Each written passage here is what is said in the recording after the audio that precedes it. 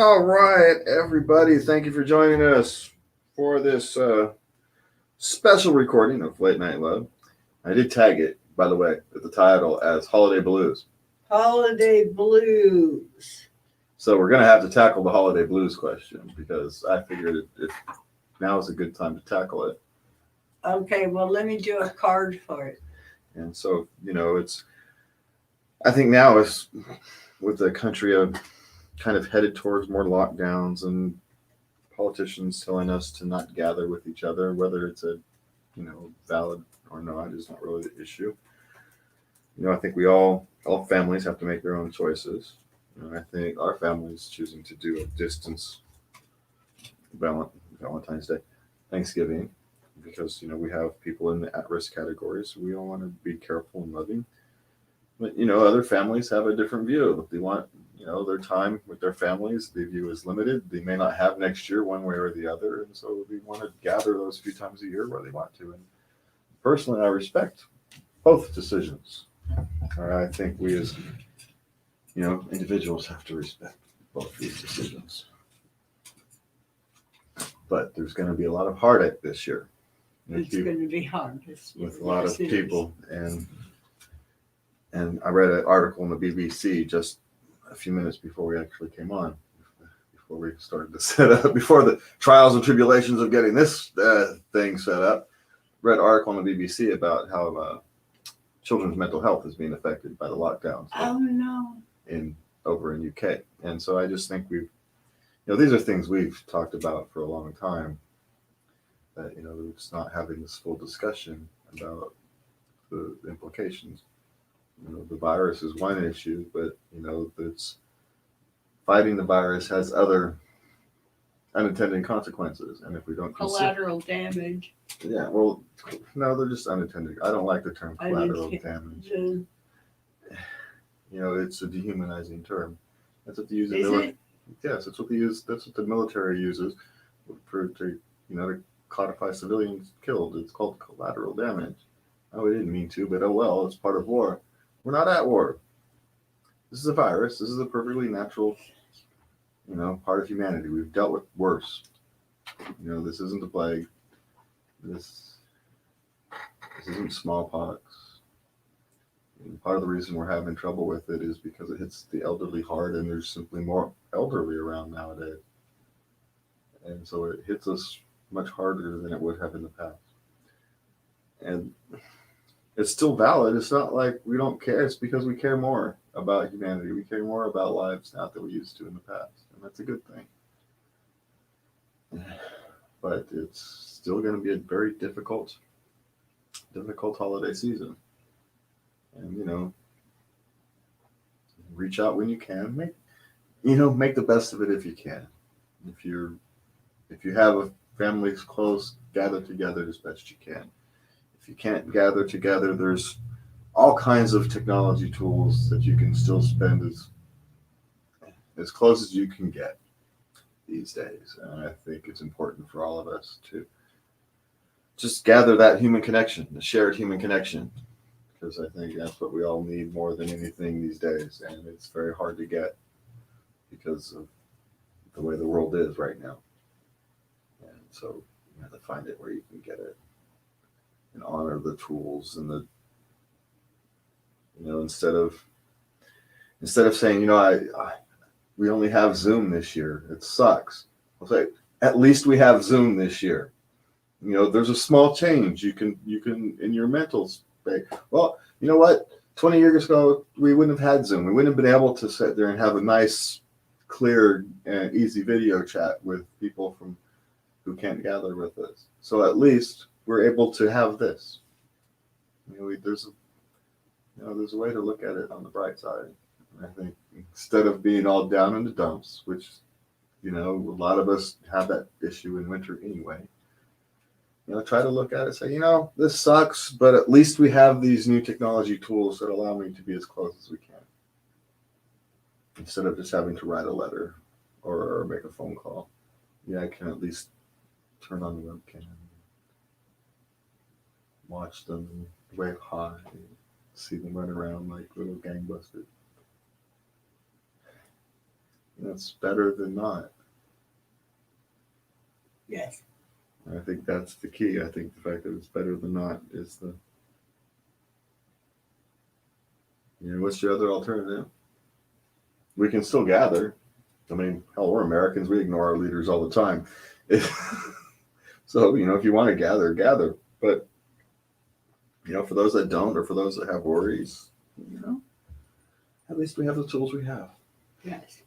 And I think we should be thankful that some of these tools exist in order for us to be able to kind of navigate these times as best we can, rather than just like in the old days where we would all just have to suffer. Okay, so it is. I think lots of people, I know in my world, there's lots of people who are struggling right now with kind of finding their next path in life, their new purpose. We've got lots of politicians, especially young ones, who've been on a 2.5 year journey, and now it's over. And what do? You're on your next stage, and then it's over in the middle of this coronavirus thing where you don't even know what tomorrow brings. It's very unsettling. Our young friend is having, Issues. I don't want to call it issues. I don't want to, overblow what is frankly a perfectly normal kind of reaction to go through. I mean, well, if you think about it, you're 25, you're in your mid-20s, you spent 2.5 years on a political journey that was a long shot to begin with, but you're 25, you're idealistic, you push through it, you do a great job. From all of us old folks who watched what he did a great job. And so he's got nothing to be but pride. He should be proud of everything he's accomplished. And yet he feels empty. Oh. Doesn't know where but you're going to. He says things that used to bring me happiness no longer do. Well, it's because you're no longer the same man you were 2.5 years ago. You're a vastly different human being. You're now more experienced, more mature, not just from normally maturing from 23 to 25. That's a huge leap in and of itself, right? That's a kind of a big age leap anyway. But you've taken on this big burden. You've carried it for a couple of years. You carried it all the way through. You did it with class and dignity. And now that it's over, you kind of, well, I've got nothing for it, nothing to show for it. But it's not true. He's got a lot to show for it. He's grown as a human being. He's become more educated, more knowledgeable, more experienced. People in his community turn to him now. He's come a long way. Yes, indeed. He certainly has. He has a lot to be proud of. And in a sense, I have the same issue, right? Of course, our journey wasn't 2.5 years, but it was Yes. 11 months. Yes. It was an 11-month journey. And I'm not the same person I was a year ago when I started the journey, 11 months ago when we started this journey. But yet I'm old enough to be able to kind of understand the journey. I have the experience, the life experience to be able to put it in its place. It's a year out of 51. It's not 2 years out of 25. Yes. Essentially, he spent 2.5 years. He's 25 years old. He spent 2.5 years, 25. That's 10% of his life. Yes. I spent a year out of 51. It's nothing. I've had longer periods of time that are worse.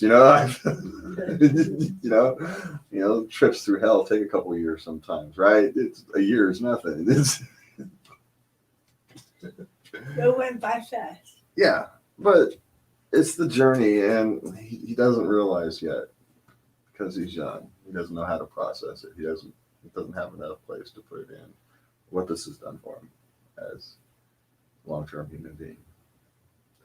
He still kind of views himself as a failure rather than this is just part of the journey. Well, that's sad. Well, I hope he does better. He will in time. Yeah, and I don't think failure may be a strong word.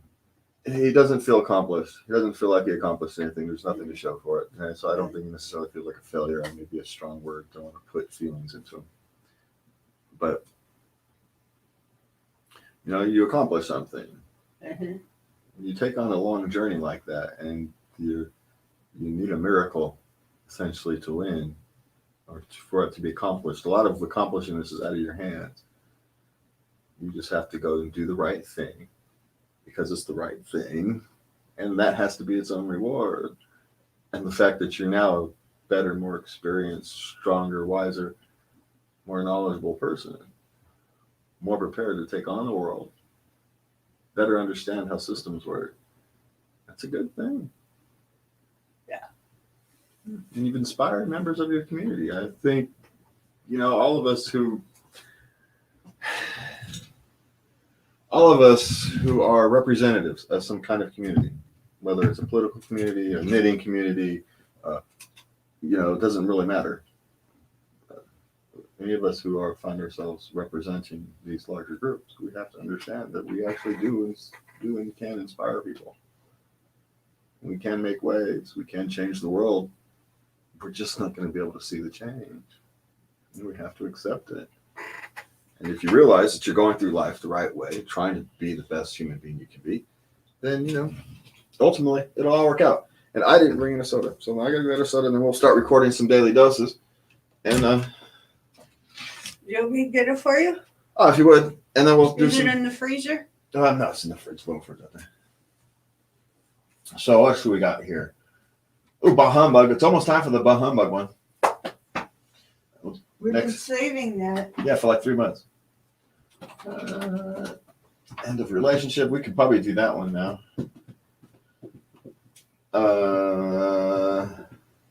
Confessions. I swear we already done confessions. I mean, we can do it again. You have to know all of each other's friends. I know of them, I suppose. We can do that. Okay. I mean, I thought we could start out with how to be a good listener and why bother. we didn't do that one. Not as a daily dose. Oh, okay. God, we gotta. Did we chart that? Did we mark that as we did it on a thing? What? I don't know how to do that. Oh. Mark it with the yellow. I just thought about it and added a color. So you got the follow up if we didn't, and then the yellow if we did.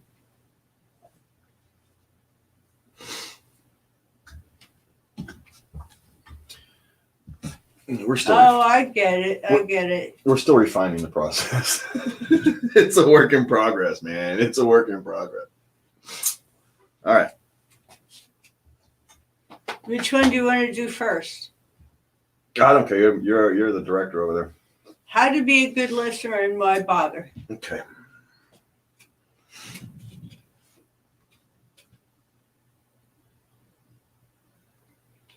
All right. So. Oh, I got buttons to push. Sorry, I got duties. Sorry, babe. I got things I'm supposed to be doing right now. That's right. I forgot about that. All right, so ready? Ready. Oh man, you know what I forgot to do? I forgot to post this on all our other social media accounts. I'll do it next time. Okay. We got to make checklists. We've got to really buckle down on. We need to discuss that tonight. Yeah. Okay. So we've got campaign's over. Yeah, time to move on. Yep. All right. Ready? Yeah. Okay. What was it again? How to be a good listener and why bother? Okay. All right, my love. What are we doing today? How can you be a good listener and why bother? Well, you want to be a good listener because you want a working relationship. And there's no other way to have a working relationship than being a good listener. You have to know what the other person is thinking, what their wants, needs, and desires are. And they have to know what you want, need, and desire so you can negotiate the fulfillment of those needs. Let's be honest, all relationships are still negotiations. They're not business negotiations. It's not like you're sitting down there with lawyers hammering out an agreement. But ultimately, they are agreements. They are kind of unwritten agreements. You sit there and, hey, I don't like that. Okay, it's not that big a deal to me. I'll change my behavior, because I care about you. And so, but you can't learn these things without listening. And so you really do want to listen, because that's how you build this long-term working relationship. But also, it's because you care about this person. Allegedly, if you're in a relationship with someone, you allegedly care about them. And so why wouldn't you want to listen? Now, I get it. Sometimes they're banging on about stuff you have literally either no care or no idea. Maybe someone's talking about repairing the transmission on their car. It's over my head. So, right? I wouldn't know. If you sat here and tried to talk to me about repairing a transmission, I'd have no idea if you knew how to repair a transmission. I'd have no idea. But I try to listen. I wouldn't learn anything, but I try to listen to a point. To a point. Okay, we've had this discussion like 6 times now. Do I really have to hear the story about how you pulled your engine out of your car and fixed your transmission? And I get it. Actually, it was my radiator, and I'm proud of that today. Well, but see, that's the thing. If it's a thing, hey, look, I accomplished something that I normally is outside of my field. It's something I normally don't do, and I want to talk about it. That's great. That's something to talk about.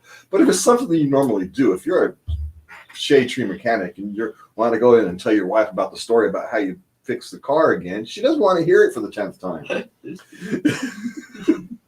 She would love you, and she will probably listen to it, because women are far more patient than men.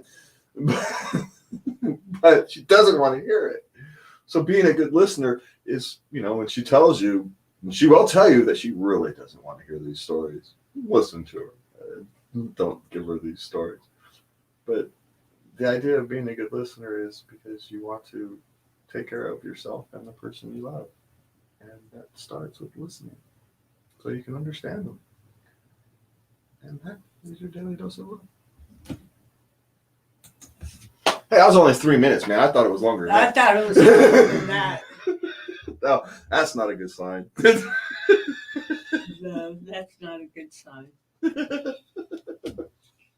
That's not a good sign. Okay, what number are we on? Oh, shit, I don't know. 91. 91. Yeah, we're almost at 100. 91. Good listener.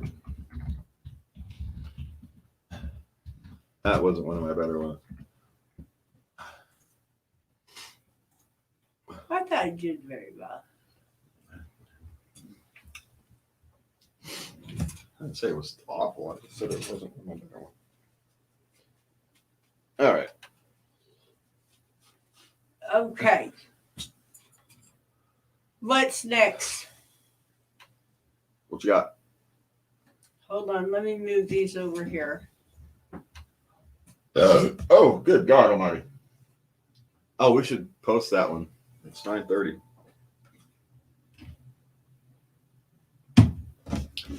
We need to find music for it. Oh.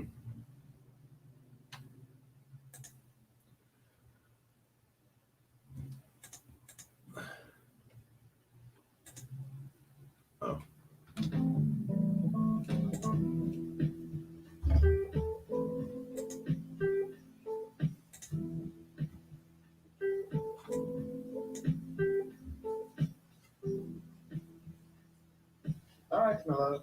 What are we doing today? How can you be a good listener and why bother? Well, you want to be a good listener because you want to work in relationships. Good enough. Oh, yeah. And there's no. Okay. I like that. All right. That's why it's processing. What's the next one? Okay. How should finances be handled by a couple? What would cause you to end a relationship? I don't know if you want to do bah humbug. No, it's not. It's too early for bah. Well, I mean, we could record it, but we'd be holding it for a long time. So we'll wait until I'm more in a bah humbuggy mood. Okay. Okay. Do you think confessions make a relationship I swear to God, stronger? we've done that one, but okay, we can do it again. Do you want to do it now? I don't care. Pick one. Yeah, let's do that one. Okay.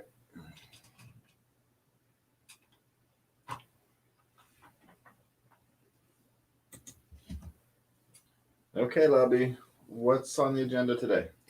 Do you think confessions make a relationship stronger? Well, I suppose it depends what we're confessing.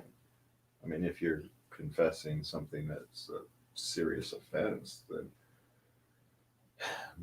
it may end the relationship, but it needs to be done, I suppose.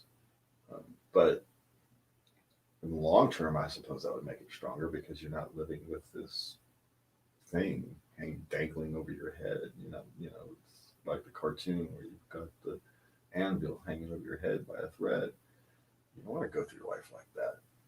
That'll kill a relationship just as fast, and okay, it'll kill a relationship just as good as whatever secret you're keeping. What about confessing past wrongdoings? Well, what past wrongdoings?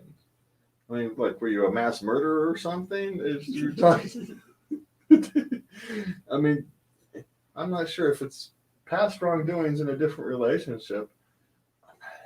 It's not, you haven't violated any trust, so there's nothing to confess. And so maybe, do you want to tell stories of your history? Okay, maybe, but it's not a confession because okay. And that's individuals. I personally don't care all that much, but maybe somebody else does. Maybe somebody has had different paths through life and they've taken different lessons for it and they want more information than I particularly need. I assume that you're the person you are now, and I don't necessarily need to know all the details of the journey, how you got to the person you are now. I'm happy with the person you are now, and I'm going to accept that. I don't necessarily need to know all the gory, dirty details of your journey. My journey is all plenty of gory, dirty details that I don't particularly feel like bringing up either. So let it all sit back in the swamp where it belongs, and we'll move on with the more improved version of myself that we are now. And so it's not a confession if you haven't violated trust. It's just telling you something about what happened to you in the past and how you behaved in the past. So if that is the issue you're talking about, then does it make the relationship stronger? It depends on your relationship. But if you're feeling like you're hiding something, then it probably needs to be discussed. Not necessarily because it's a confession, but because it's bothering you. And if it's a really loving relationship, they'll want to help you through it. And they want you to no longer be bothered. And so it will make you a better you. And it may make your relationship stronger, though it doesn't necessarily mean it will be easy. If it's something that is you're not very proud of, and there's valid reasons for you to not be very proud of it, it might be a difficult conversation. But if it's a loving, caring relationship, then it should be okay. And that is your daily dose of love. Nice. Okay. Okay, and that was 92, right? Yeah, I've got to do. Oh, good Lord. No, that was 91. No, 90. Hold on a second. Let me get out of here. 91 was how to be a good listener.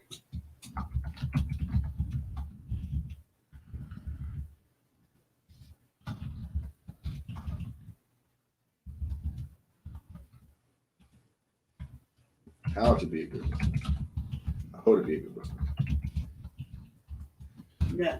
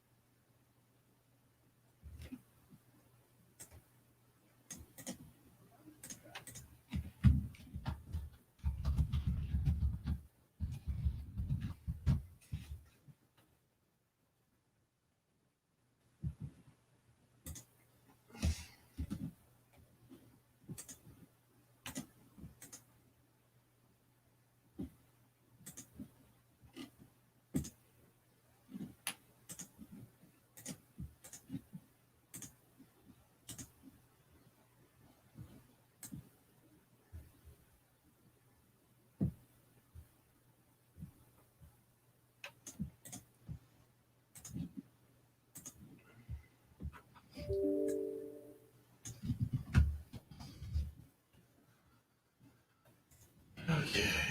Publish now. All right. So we'll send this to Twitter.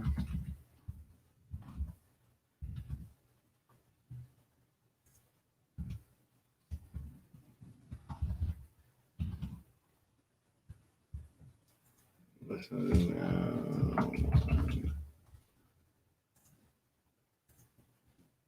Okay. One more.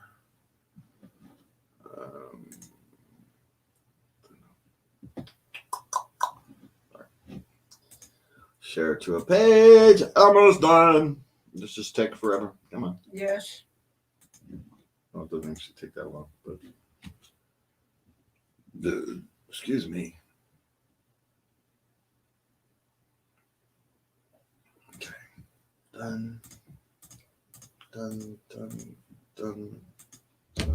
Okay. New episode. Record. All right. So what are we going? What do we got? How does one develop their values? How do you know when a relationship is getting serious? Okay. You ready for the serious relationship getting serious? Yeah. You want to do it? No. Okay. Okay, but I will. Yeah, I'm not sure I have a good answer. So. Well, I do. Okay. I'll fumble my way through that one. All right, so we'll make that one a Love You special. All right. So what was it? How do you know when a relationship is getting serious? No, that's not it. Okay.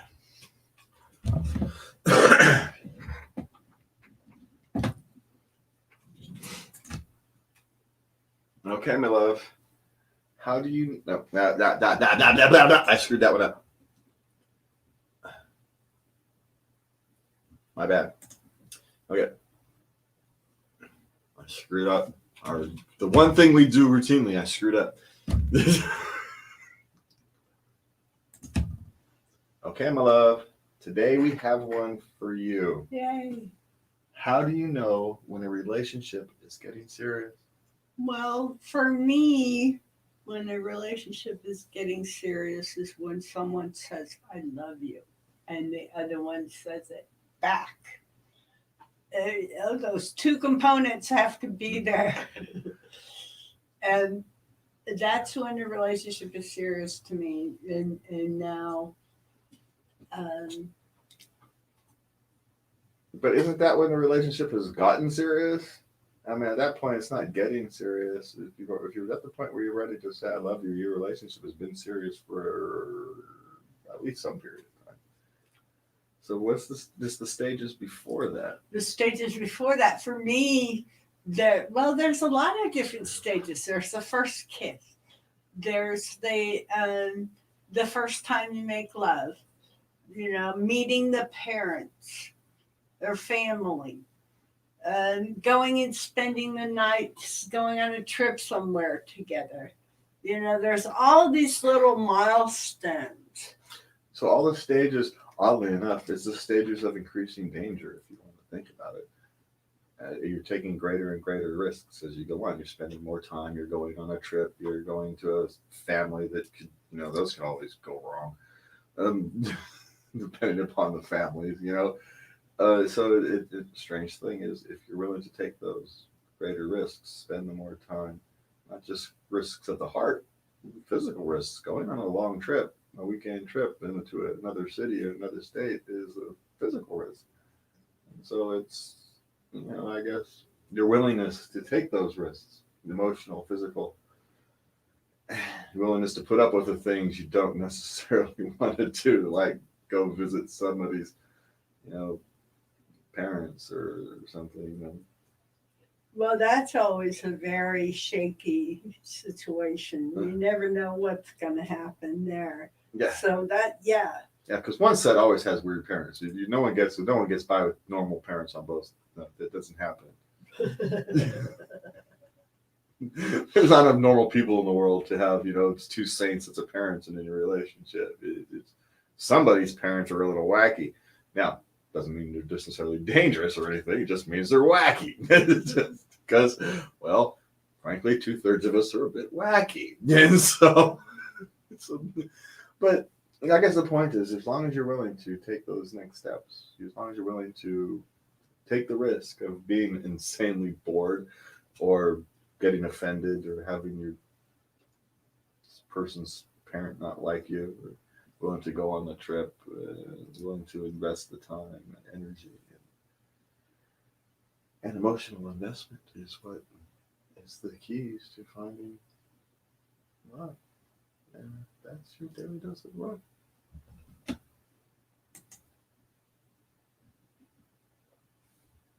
Cool, we're hitting right about the 3-minute mark, which is actually good for when I make videos. I liked that ending on that last one, babe. That was really good.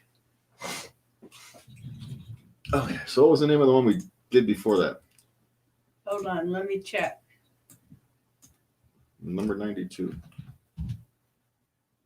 Oh, I suppose I can go back over here. Confessions. Yes. How many are we going to do?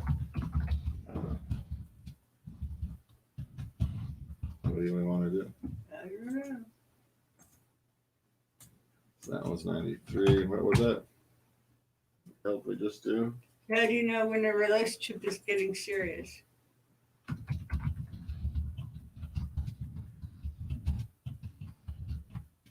Relationship getting serious. All right, so that's what we're at.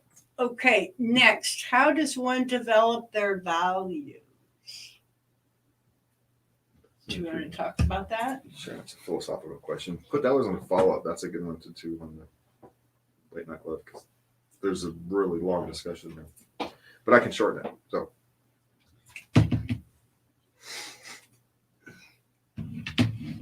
Okay, I got that as a follow-up. okay. All right, ready? Yes. Okay. So helps if I hit record. Okay, my love. What's on the schedule today? How does one develop their values? Well, I suppose initial values likely come from your family. I mean, people who raised you, at least. That's where your initial set of values are going to come from. But many of us rebel against those values in our teenagers. And that's really when you develop your own personal, your own personal core values. Now, they evolve over the course of time. But like mine, my values, I value human rights, basic human rights politically. And that came to be as a teenager when I walked the battlegrounds of the Civil War. I got to walk some battlegrounds of the Civil War, and the human tragedy struck me that we shouldn't allow those kind of things. People willingly, it struck me, and for me, it focused a fundamental human right, individual human rights, to not have to sacrifice themselves like that. And so that's where all my human values have come from that. Now they've evolved over the course of time, but I can literally go, almost all my values go back to those days, that impactful trip of walking Civil War battlefields. And so for me, that's where my values come from. It comes from that stark moment where the realization that individual human rights is paramount for me. Now, other people have different kinds of values. Maybe their values is focused on education values, and because long-term, that educational values are a strange thing. There's no real clear way to define it. When we talk about values, how do we actually define values? Is it the value of human right? Is it the value of an education? And where do we all balance these things? They're all insanely unique, because we as human beings are all insanely unique. And so what we each individually value is dependent upon our personal makeup, our life experiences, whether you get the chance to walk a Civil War battlefield or not. And for the most part, as long as you don't want to hurt anybody, your values are fine. As long as your values are about yourself and caring about yourself and making the world a better place, it's fine. But when values become overly materialistic or self-centered, then they no longer have a greater meaning. Your life lacks fulfillment. And so I think the real question about how you develop your values is what do you want out of your life? And you develop your values from that. Because if you don't know what you want out of life, how do you know how to get there? And if you don't know how to get, then without values, you don't know how to get there. At what cost are you willing to pay? What price are you willing to pay to get to your utopia? What price are other people have to pay for you to get to your personal view of utopia? Are you willing to do that? Be it your family, yourself, your loved ones, your community. Human value is a very odd thing, and I have not answered this question very well. And that is your daily dose of love. We're gonna have to re-record that one. That was too rambly. I didn't have nowhere to go. It's like I said, it's a long discussion. There's a long discussion there. Yeah. So. Do you want to do it again now, or do you want to try again later? No, let's try it again now. I didn't like that one right from the very start of it. So let's try it again. Good. We rarely do this again. So. We rarely do. Okay, my love. What do we have today? How does one develop their values? Well, I suppose initially our values are passed on to us from our family, from our experience as a young child. But for most of us, we hit a rebellious stage in our teenage years, and we start to imprint our own values. Now those values kind of carry with us. But for me, I learned my values. My values came into contrast when I got to walk a Civil War battlefield. And from that moment on, kind of everything I view goes through a human rights perspective. Even my personal life kind of views the human rights perspective. You view the other human being as important as you are, because we're all important. I'm no better or no worse than the next person. My human value is no more or less than the next person, regardless of anything else. And so you build your values over the course of time. That foundation that I developed those times walking the battlefields, it created a foundation for me to build the rest of my personal values on. Openness, honesty. I've not always lived up to my values because they're hard, but you try to get better, and you try to improve on them. And I think the most important thing about developing your values is to actually genuinely consider them. Far too many people go through life not actually considering their values. They have them, either it's through emotional reactions or through logical reactions, but they're not understood how they got there, why they got there. And it's important so we're not so judgy on other people. If we look in the world, we all have a habit of pointing fingers and wagging at other people, being judgmental. But, other people are wagging their finger at you. And so maybe your values are yours, and you have to interact with other people's values who are different. And as long as you're not hurting anybody, then it can all be discussed. And as long as you're not... I lost my train of thought.